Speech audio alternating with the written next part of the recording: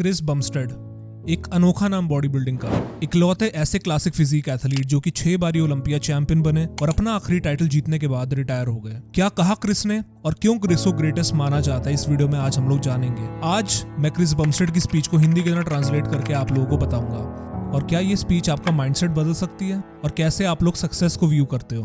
तो चलिए इस वीडियो को शुरू करते हैं। तो जब क्रिस अपना 6वां ओलंपिया टाइटल जीत जाते हैं तो उनके पास इंटरव्यूअर आते हैं उनको कांग्रेचुलेट करने के लिए और उनका इंटरव्यू लेने के लिए। उनको बोलते हैं क्रिस को, 6 टाइम ओलंपिया चैंपियन क्रिस, तुम इतनी बार ओलंपिया चैंपियन बन गए हो कि तुम्हारे पास उंगलियां कम पड़ गई हैं अपना टाइटल रिकॉर्ड काउंट करने के लिए एक हाथ से।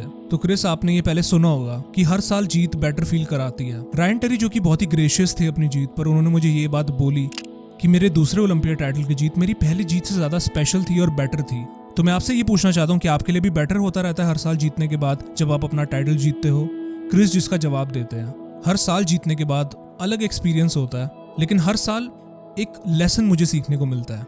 ये अभी तक का बेस्ट था। और 6 साल पहले 2019 की बात है जब मैंने एक बात बोली थी। ये तब की बात है जब मैंने जीतना शुरू भी नहीं किया था। तब मैंने बोला था कि मैं एक स्टैंडर्ड बनना चाहता हूँ, मैं एक स्टैंडर्ड सेट करना चाहता हूँ और क्लासिक फिजिक डिवीजन की पहचान बनना चाहता हूँ। और उस दौरान मुझे कुछ भी मालूम नहीं था कि मैं क्या बोल रहा हूँ। उस दौरान मैं एक नौजवान था जिसे किसी चीज़ की कोई समझ नहीं थी। मैं एक बच्चा था उस समय पे और उस समय मैं अपना सपना जीना चाहता था। और 6 साल बाद, 6 मेडल्स के बाद मैं उम्मीद करता हूँ कि मैंने एक स्टैंडर्ड सेट करा होगा इस डिवीजन में। और वो स्टैंडर्ड ना केवल मेरी फिजिक और मेरी सफलता से हो, मगर वो चीज़ मैंने कैसे अचीव करी, मेरे माइंडसेट से मैं क्या था और क्या बन गया इस जर्नी के दौरान, उससे मैं सेट करना चाहता हूँ। और क्राउड यहाँ पे चीयर करते हैं और क्रिस के लिए तालियां बजाते हैं और क्रिस यहाँ पे थैंक यू बोलते हैं क्राउड को। इंटरव्यू फिर क्रिस को बोलते हैं, स्टैंडर्ड की बात की जाए तो आप उससे काफ़ी आगे निकल चुके हो क्रिस, जो आपके 25 मिलियन फॉलोअर्स हैं सोशल मीडिया पे।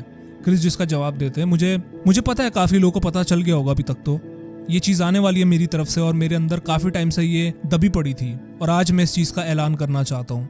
ये एक अच्छा पल भी है और बुरा पल भी है मेरे लिए, लेकिन ये मेरा आखिरी वक्त होने वाला है स्टेज पर कम्पीट करते हुए। क्राउड यहाँ पर हैरान हो जाती है और शॉक में चले जाती है और हमको रिएक्शन सुनने को मिलता है क्राउड से। क्रिस उसके बाद बोलते हैं, लास्ट के 8 सालों में मेरी लाइफ के बेस्ट मोमेंट्स रहे हैं और मैं कुछ भी चेंज नहीं करना चाहूंगा। मैं उम्मीद करता हूँ कि मैंने एक स्टैंडर्ड सेट कर दिया होगा जिससे आप लोग इंस्पायर हो सको। यहाँ पे मैंने वो सब चीजें शेयर करी हैं जो मेरे लिए इंपॉर्टेंट है, अच्छा हो या बुरा, मैंने सब कुछ शेयर करा आप लोगों के साथ।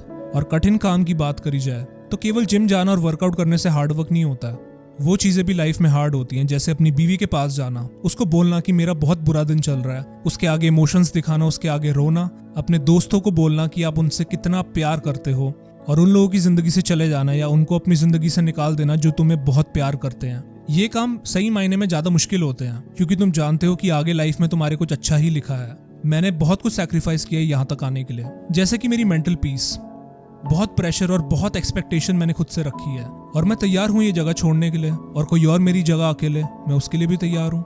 मैंने ये सीखा है लाइफ में कि सबसे इंपॉर्टेंट चीज़ जो लाइफ में होती है, जो सबसे खूबसूरत चीज़ होती है, वो सबसे सिंपल चीज़ें ही होती है लाइफ में। जैसे कि आपकी फैमिली, जो लोग तुम्हें प्यार करते हैं, तुम्हारे फ्रेंड्स, और ये जो जिंदगी के छोटे छोटे पल होते हैं, यही सबसे खूबसूरत और इम्पोर्टेंट होते हैं लाइफ में। और ये मेरा सौभाग्य है।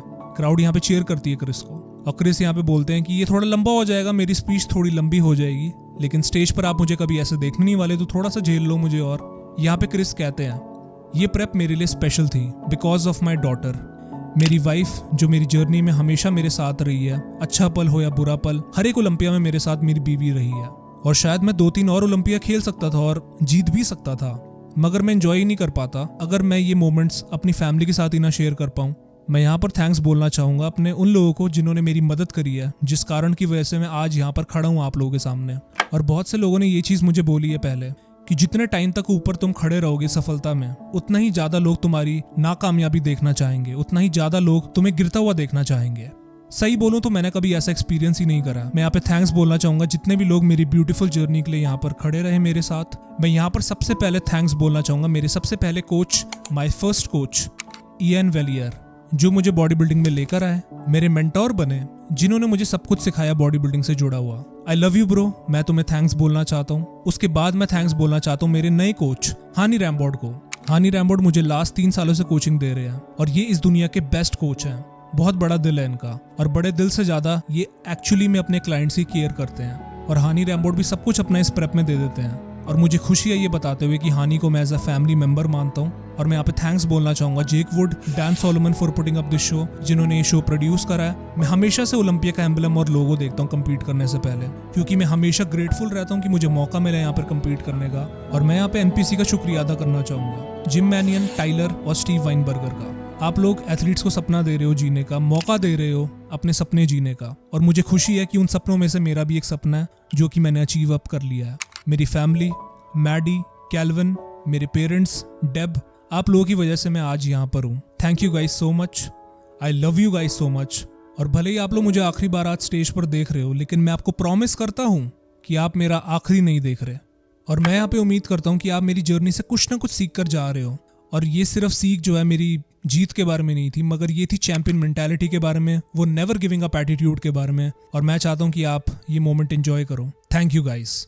और यहाँ पर इंटरव्यूअर क्रिस को बोलते हैं कि Chris, you are the greatest champion in the classic physique division, और आप सच्चे चैंपियन हो, दिल से चैंपियन हो। आपने सिर्फ कम्पीट ही करना छोड़ा, लेकिन आप एक बहुत ही इंपॉर्टेंट पार्ट हो इस डिवीजन के लिए और इस स्पोर्ट के लिए।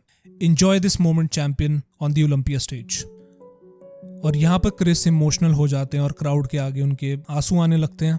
क्रिस की दोस्तों ये आखिरी स्पीच थी जब उन्होंने अपना आखिरी ओलंपिया टाइटल जीता। अब वो रिटायरमेंट ले चुके हैं और ये थी उनकी स्पीच हिंदी में। और क्या आप लोगों ने स्पीच से सीखा, मुझे कमेंट करके बताओ। जो आपका बेस्ट पार्ट लगा आपको मेरी स्पीच की ट्रांसलेशन अच्छी लगी, बुरी लगी, वो भी आप मुझे बता सकते हो। अगर आप ऐसी और वीडियोस देखना चाहते हो हिंदी में ट्रांसलेशन के साथ, तो लाइक सब्सक्राइब करिए इस चैनल को और इस वीडियो को भी। और मैं आप सभी लोगों को मिलता हूँ अगली वीडियो के साथ, एक नई वीडियो के साथ। तब तक के लिए अपना ख्याल रखिए। Till then take care and bye bye.